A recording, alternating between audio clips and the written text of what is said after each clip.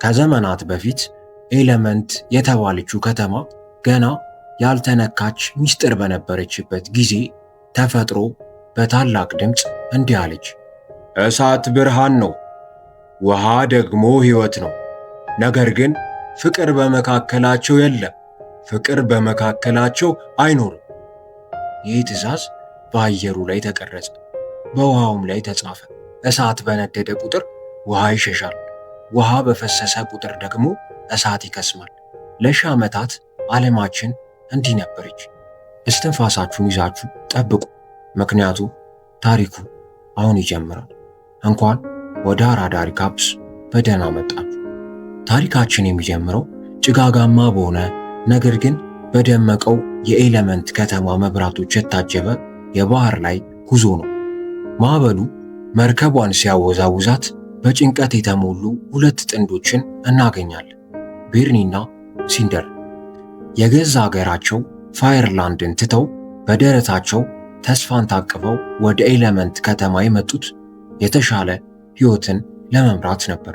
ነገር ግን ወደዚህ ሲመጡ ያመጡት ንብረት ጥቂት ቢሆንም በውስጣቸው የነበረው ሰማያዊ እሳት ወይንም ብሉ ፍሌም ግን መላው ዓለምን ሊያበራ የሚችል ነበር።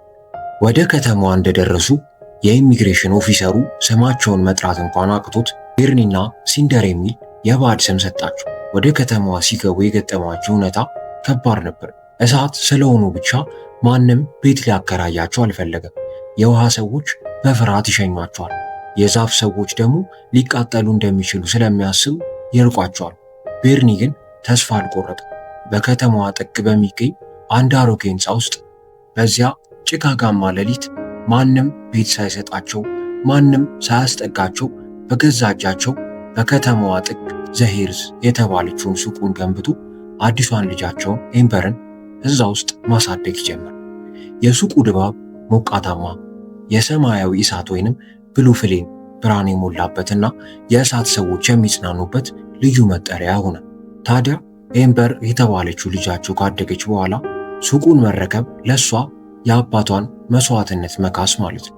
ነገር ግን ኤምበር ውስጥ የሚነድ ታላቅ እሳት አለ። ደንበኞች ሲያስቸግሯትና አባቷ ሲደክም ስታይ ቁጣዋ ይገነፍላል። አባቷ ቁጣሽን መቆጣጠር ስትችይ ሱቁን ትረከቢያለሽ ይላታል።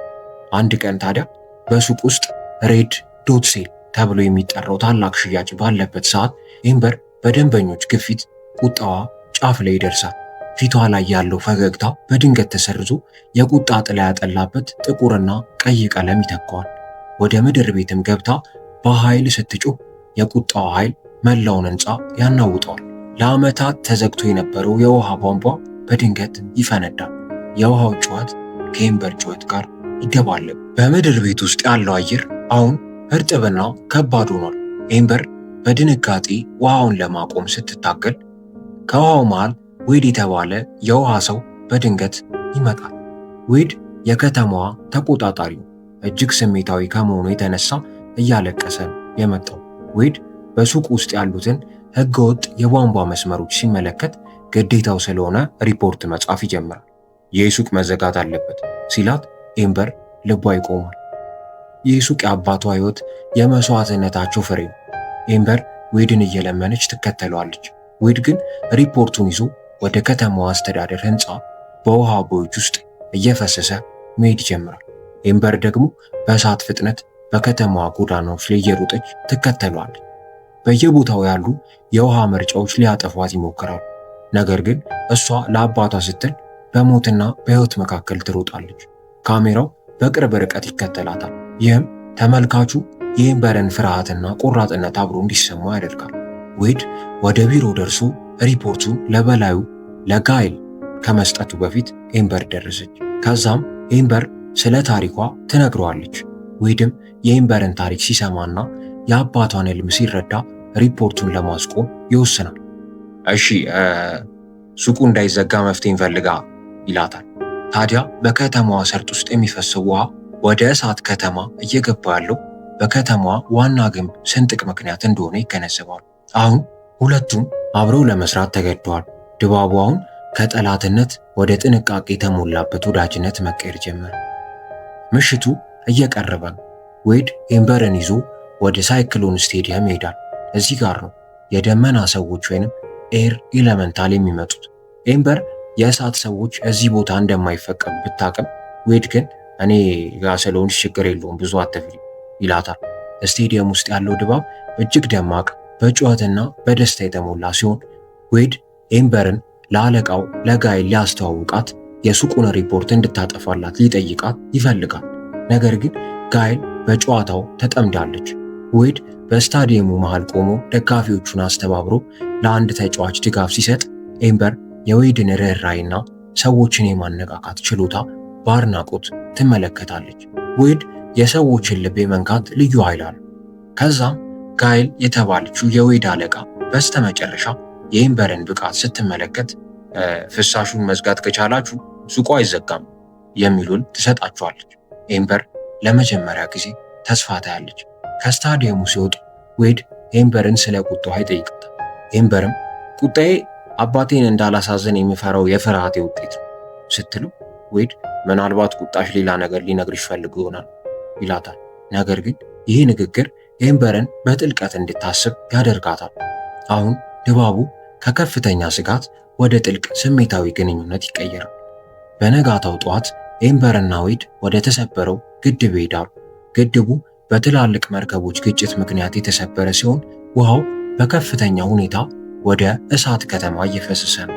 ኤምበርም አሸዋውን በሙቀቷ በማቅለጥ ወደ መስታወት የመቀየር ተፈጥሯዊ ችሎታዋን ትጠቀማለች። ዌድ ደግሞ አሸዋውን ያቀብላታል። ኤምበር በመተንፈስና ሙቀቷን በመጠቀም ስንጥቁን በሚያምር መስታወት ትደፍነዋለች።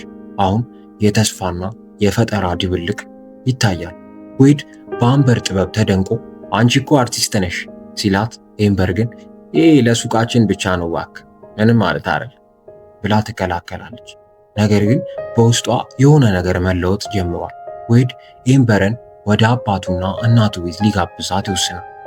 ኤምበር ግን እንዲህ እሳትና ውሃ እኮ አይቀላቀሉ ብትለው የዌድ እውነተኛነት ግን ወደ እሱ እንድትሳብ ያደርጋታል። ዌድ የኤምበርን እጅ ለመንካት ሲሞክር ኤምበር አይቻልም ብላ ትሸሻለች። ዌድ ግን ልንሞክር እኮ እንችላለን ይላታል። ይሄ የመጀመሪያው የስሜት መነካካት ነበር። ይሄ ገና የጉዞአቸው ጅምር ነው። ኤምበር ሱቁን ለማዳን በምታደርገው ትግል ውስጥ የገዛ ልቧን እያጣች መሆኑን ታውቃለች። በሚቀጥለው ክፍል ኤምበር ወደ ዌድ ቤተሰቦች የምትሄድበትን ያንን የማይቻለውን መነካካት የምትሞክርበትን እና የጥፋት ውሃው የእሳት ከተማውን ሲያጥለቀልቀው የሚፈጠረውን እጅግ አሳዛኝ መስዋዕትነት እንመለከታለን። በሚቀጥለው ፕሮግራማችን ክፍል 2ን ወደ እናንተ እናደርሳለን። ፊልማችንን ትረካችንን ከወደዳችሁት ላይክ እና ሰብስክራይብ በማድረግ የአራዳ ልጆች ቤተሰብ ይሁኑ፣ ይቀላቀሉ። አራዳ ሪካፖች ነን ለአራዳ ልጆች።